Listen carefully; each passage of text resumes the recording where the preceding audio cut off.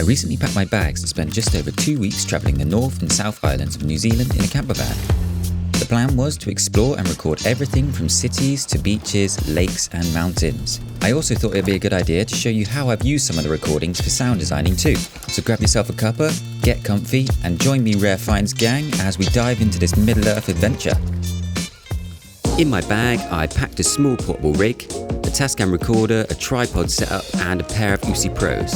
Also packed some essentials like clothes and other bits and bobs. The trip began in the North Island, flying from Sydney to Auckland, which is nicknamed the City of Sails due to it being surrounded by the Manukau and Waitemata harbours. It was also where we'd be collecting the campervan. We did a few obvious things a nerd like me would be into. Weta Workshop Unleashed, so that's props and models and that. And obviously checked out Hobbiton, a once in a lifetime experience for me because I adore the Lord of the Rings. It was sick, I fully recommend it, and make sure you grab yourself a beer or cider at the end of the tour in the Green Dragon pub. Talk. Well, I don't know where we're camping, I've forgotten. After spending the night near Rotorua, we headed down to Tupuia, where I get the first good recording, bubbly, gooey, sploshing sulphur springs. Rotorua's geothermal activity dates back more than 200,000 years, when the area was shaped by massive volcanic eruptions. Over time, the volcanic activity subsided, leaving behind a complex network of underground geothermal systems that surface today in the form of hot springs, mud pools and geysers. Very, very clear. It's quite nice that it's not super busy, but it's rather hard to breathe when you're head first in the, in the sulphur thingies.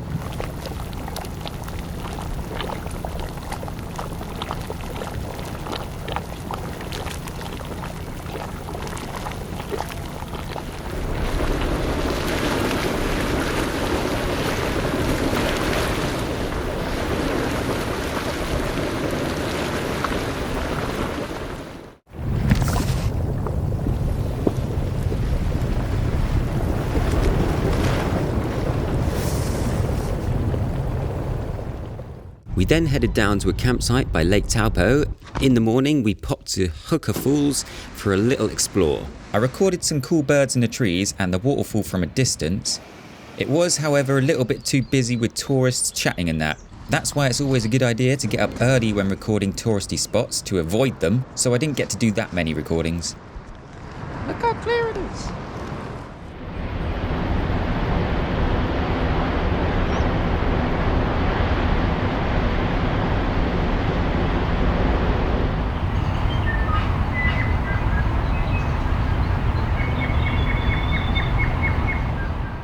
Back on the road again, we drove the scenic route around what was Mount Doom in Lord of the Rings and later arrived at Vinegar Hill campsite.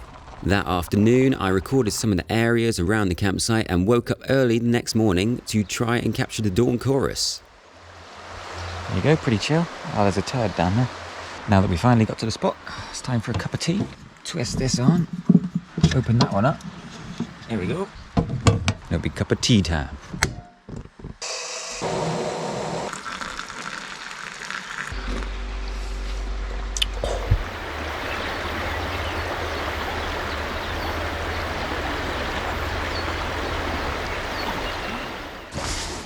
Sweet. That sounds pretty sick. Let's grab our stuff before I drop it in the river.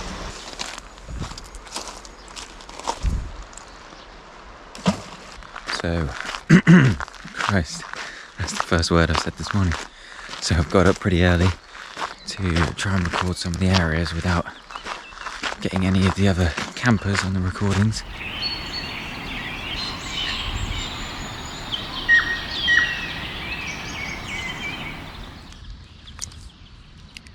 I was just wandering back to the van and I noticed this little river bit where there's a log down there. I have to be kind of quiet because there's some people sleeping over there.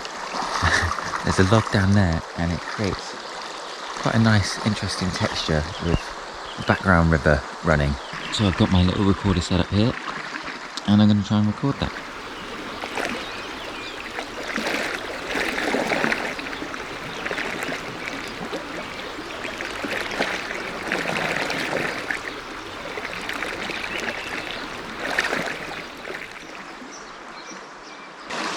Lovely jubbly. Really nice recording. Really nice spot. And the sun's coming out.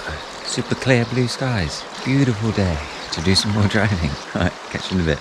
Heading down to Wellington from the Vinegar Hills campground. Had a pretty good stay there. It's about 2.5 hours down from Vinegar Hills campsite to Wellington. We're going to have a look around the city and then get the ferry over to Picton.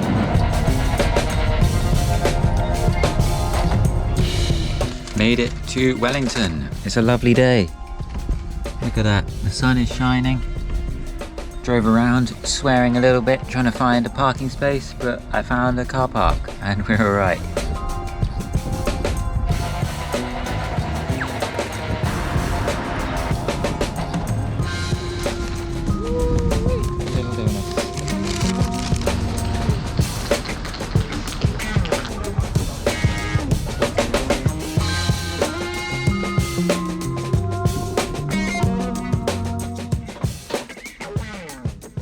Slight crisis averted. I didn't check the time of the check-in and realised we were already 10 minutes late, so I just gunned it through the city, sticking to the speed limits, and we checked in alright for the ferry. So, panic over. The ferry from Wellington to Picton takes around 3.5 hours. After you get over the main stretch of water, it's pretty scenic.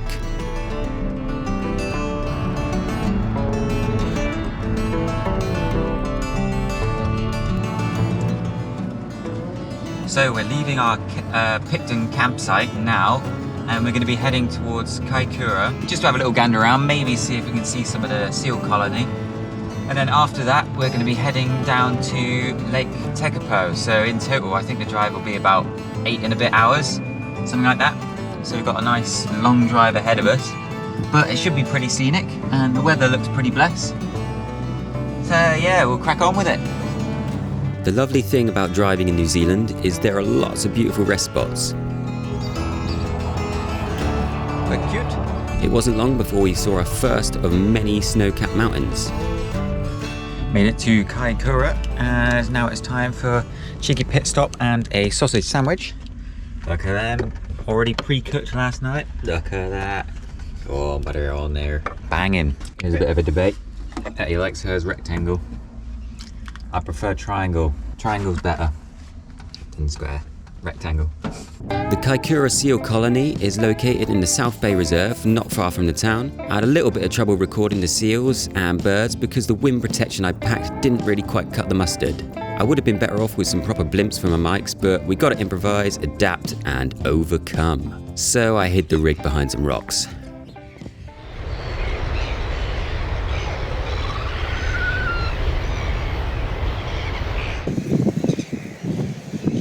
Just noticed a seal asleep in the bush. There is one, just by the footpath, tucked away in there. There's probably more that we can't see. Back on the road again, we were making good progress, enjoying the countryside and eating up the miles. Once we'd arrived at Lake Tekapo, I was spangled. We set up camp, then did a little hike up the Mount John summit near the observatory to check out the stars. We repeated this hike the following morning. Cool, so it's the next day. We're heading back up the Mount John walkway. We're going to walk all the way up to the top today instead, which is about 40 minutes, I think. 40-minute walk. But yeah, we'll crack on.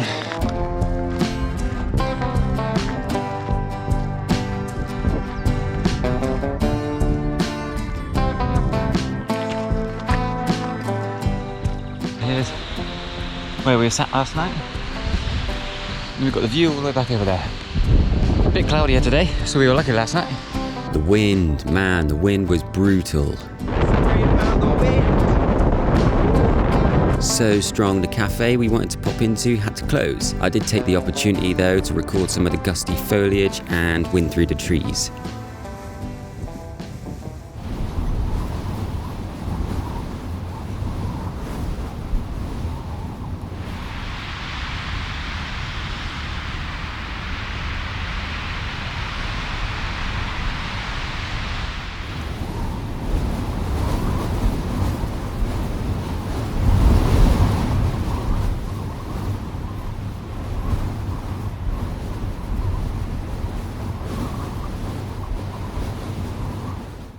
little puffy boy.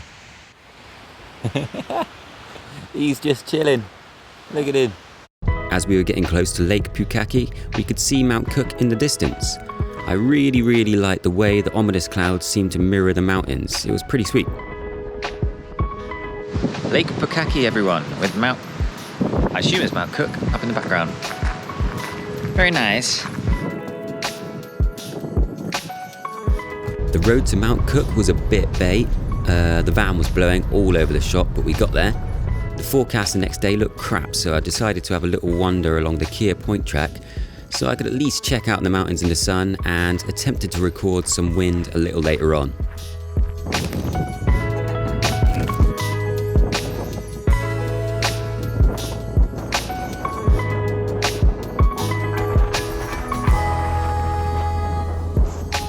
There you go. Mount Cook. Is that one there? I can't remember what that one's called yet, but I'll put a little arrow on screen, or a little name thing. Pretty sick. So, very windy. We got treated to some cute duckies at the campground as well, very friendly, and enjoyed the water we put down for them. Great British meal, beans on toast, and having to fry the toast because there's no toaster. But I did a recording earlier of the wind coming through these little things. Sounded pretty cool. I'll play it now. I don't know why I paused, because I could just cut it in the video. We're going to get on with our breakfast this morning and maybe go and have a gander on the walk and try not to get blown off into the chasms. Right, now we're on the Huka Valley track today, and it's very windy, so you probably can't hear hardly anything I'm saying, so I'll probably just do a voiceover of this bit. So, while you're in the studio, we'll talk about it. The Huka Valley track is a gentle 5k walk which leads you up close to Mount Cook over bridges, boardwalks and gravel paths. A little bit about Mount Cook. It's the highest mountain in New Zealand. Its height as of 2014 is listed as 3,724 metres. It sits in the Southern Alps, the mountain range that runs the length of the South Island. We didn't spend long at the end point of the track because we were getting absolutely battered. Cool, that was good. Cold and wet, so let's go. So we finished up at Mount Cook, and now we're driving back down to the lake and then heading towards Queenstown. Hopefully see some kiwi birds at a sanctuary. Because I don't know if I'll get any recordings, but it'd be good if I could get some recordings, but there's probably going to be loads of tourists. I think that's been a bit of a theme of this trip. Heading towards tourist spots, you can imagine there will be tourists there. So not as much recordings. Anyway, I'll catch you in a bit.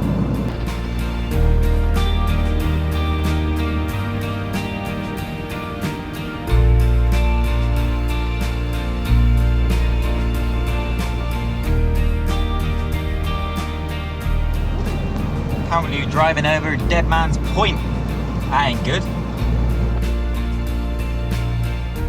Queenstown is chill. We went up the skyline, had a good go on the luge, had a pint and did a little wander around.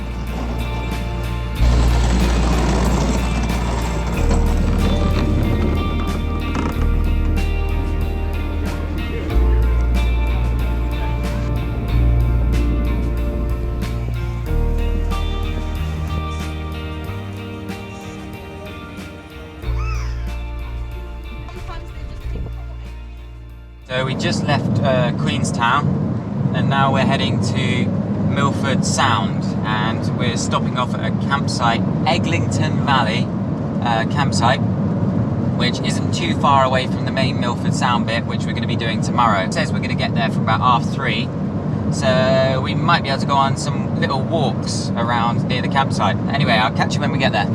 Eglinton Valley had an awesome little waterfall track.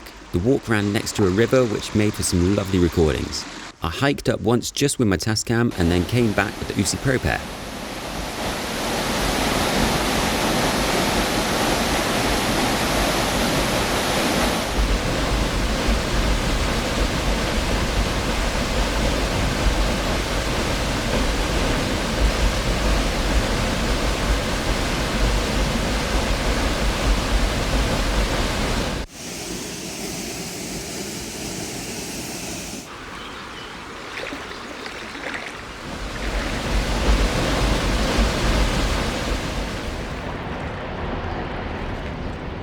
at that.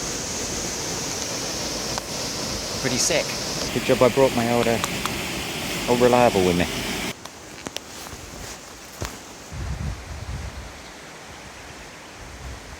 I've got to say, I am really happy that I'm able to do some recordings here.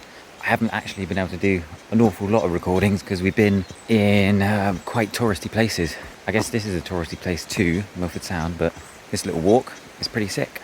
Lovely little river, lovely waterfall, and captured some birds. So I'm going to pop back with the Usi Pro mics and try and record a little bit more. It's beautiful here.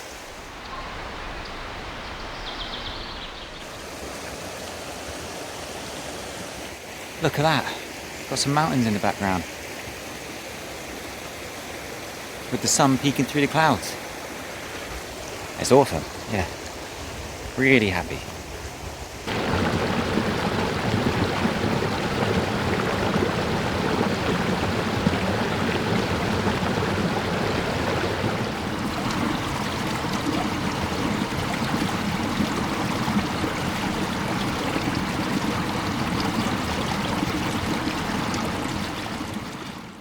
We left early the next morning to arrive in time for our Milford Sound boat cruise. Despite its name, Milford Sound is actually a fjord, not a sound. Sounds are formed when a river valley is flooded by the sea, whereas Milford Sound was formed by the erosion of ancient glaciers. It is also the only fjord in New Zealand that is accessible by road. Milford Sound is home to fur seal colonies, penguins and dolphins. We only managed to see the seals this time, but they were very cute, chilling on a rock. The boat driver also treated us to a nice cold glacial shower under one of the waterfalls. It was a really good cruise overall, 2 hours in total, and wasn't too busy, so we were able to wander around the boat.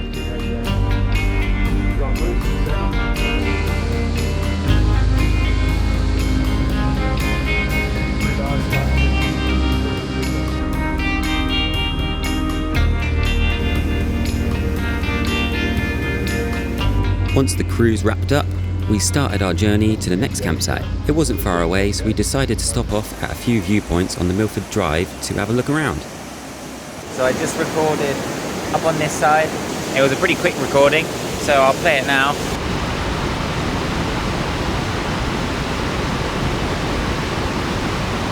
But yeah, pretty cool area. Now we're on the Chasm walk, which is about 20 minutes return apparently, and it goes up to a waterfall. So hopefully we'll see that and record it, maybe. But it's very Jurassic Parky here, isn't it, Ezzy? Very jungly. Lots of dangly bits.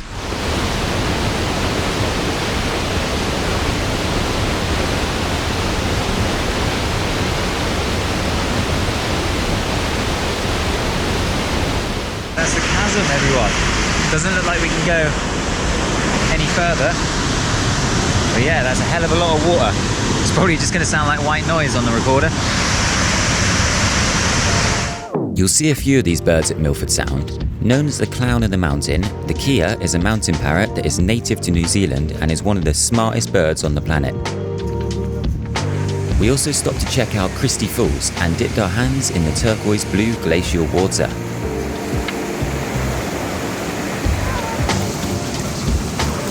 Ooh-wee! Cold. That is cold.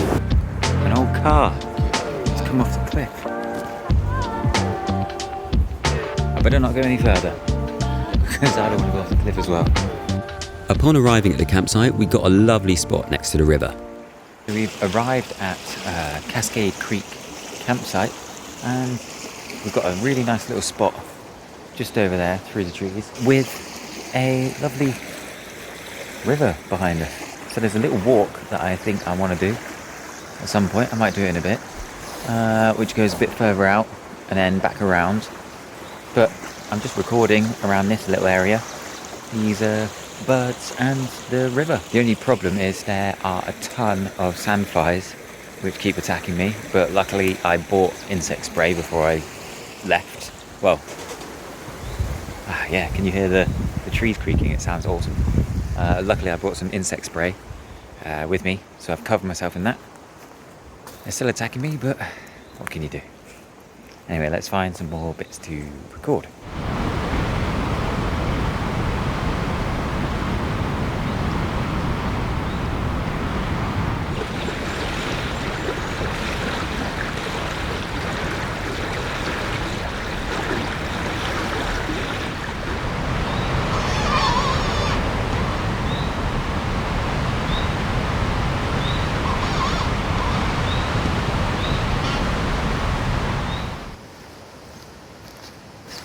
The next day we left early to drive to Wanaka.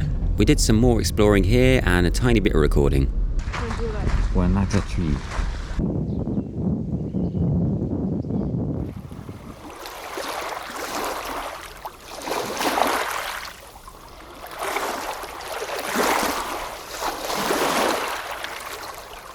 Nice. The day after, we headed to Omarama Clay Cliffs. It was at this point in the trip that the lack of sleep and constant miles had caught up with me. Not as much filming or recording. So we're walking up to see the Clay Cliffs. We decided to ditch the van because it's quite a gravelly road. So yeah, we had a little walk and there it is right there. So we're going to go and have a look around them. Looking like something from a sci-fi movie, the Omarama Clay Cliffs are made up of layers of gravel and silt, originally formed by the flow from ancient glaciers over 1 million years ago. Whoa.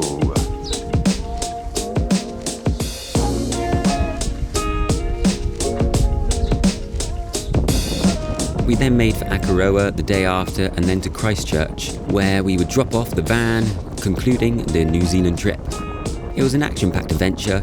In hindsight, it was a lot of driving, but we really didn't want to miss out on anything while we were living in this part of the world.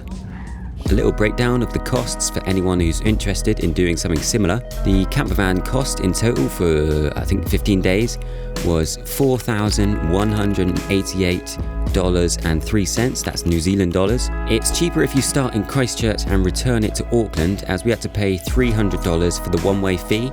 I think that's because a lot of people start in Auckland and then they just end up with loads of campers down in Christchurch. In our booking, we included the living equipment, which was sleeping bags and cooking stuff, and also added a porta potty, just to be safe. Also, don't forget that you have to pay a bond on top of this when you pick up the van. Luckily it shows as pending, but I forgot this and it almost crippled my bank account.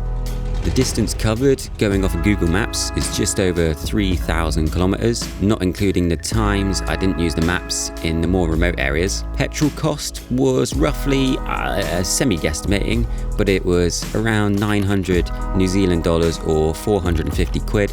The one good thing about the cost of fuel is it wasn't really any different in the remote places compared to the cities. It didn't fluctuate that much. Things I recommend bringing are waterproofs, warm clothes and hot clothes. The temperature does change quite a lot, so it's hot in the day when you're walking around and it gets pretty Baltic at night. The things I'd recommend buying would be extra bedding and jumpers from charity shops, bug spray because of those damn flies, and in-season food because the groceries are quite expensive when the food isn't in season. If you have any questions, just drop it in the comments below and I'll get back to you. And if you enjoyed the video, sling us a like and subscribe, it means a lot. And follow my Instagram page for current recordings, trips and other bits and bobs. Anyways, I'll catch you next time. Peace out and big loves everyone.